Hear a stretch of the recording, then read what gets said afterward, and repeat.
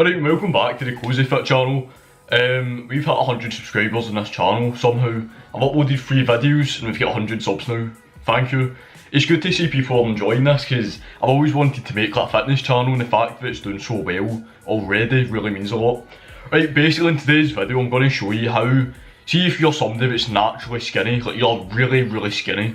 This isn't an excuse. I'm not saying because you're skinny you can't build muscle. I'm just saying you're just naturally skinny.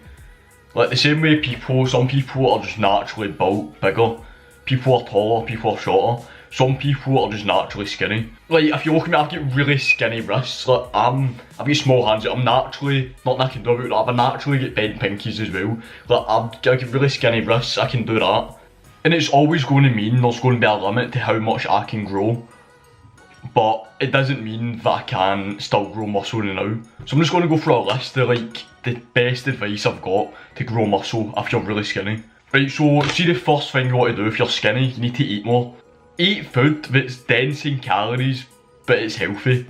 It's really simple. You eat a lot of calories, but they have to be healthy calories. Start eating wholemeal stuff. Stop eating sweets, chocolate, everything like that. Avoid processed food and eat more like natural foods. The best advice I can have is in the morning have oatmeal, put some fruit in it, put some protein in it, buy yourself some protein as well and have shakes throughout the day. But the best way to start if you're really skinny to build muscle is you need to eat food. You need to like eat more calories than you burn. You're not stupid, you know what healthy food is.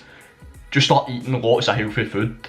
And the second point I need to make, let's see, if you want to build muscle, protein is so important. Right, so the advice is to eat 1 gram of protein per pound of body weight. That's like if you don't use pounds in like Scotland or UK, that 2.2 grams of protein per kilogram of body weight. So I weigh about, let's say, 57 kilograms. I'm quite light. Grab a calculator, find out your body weight in kilograms, and then so 57 times 2.2. 125 grams of protein I need to eat a day. So that's a lot of protein. And you might think, how can you get all that from food?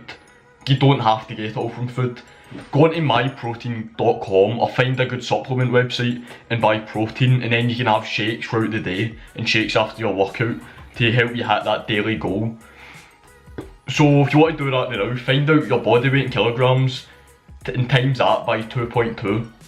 And whatever the number that comes up is how many grams of protein you have to eat a day. And that's if you're trying to build muscle.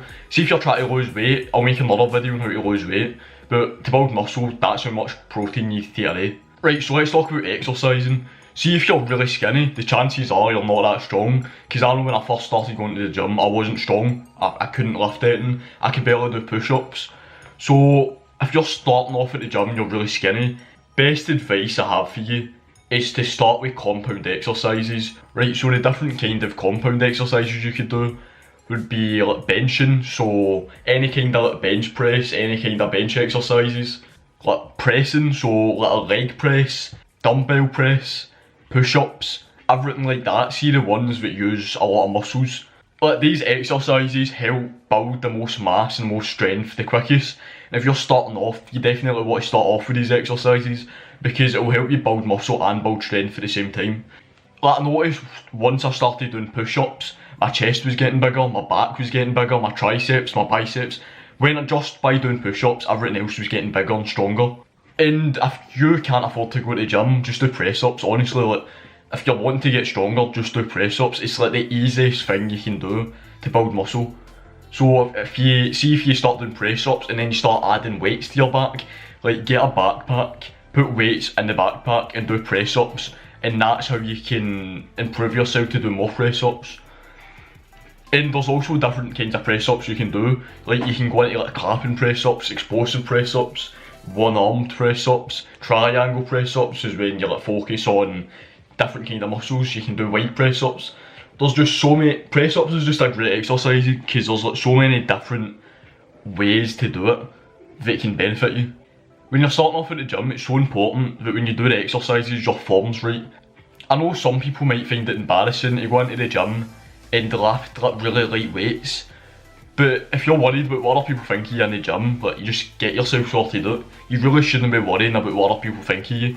And to be honest with you, nobody cares. See if you're really skinny and you start going to the gym and everybody else is pure built and you're no, nobody cares about you. Like, that's the harsh truth, nobody actually cares about you being in the gym. Everybody's too focused on themselves to care about what you're doing.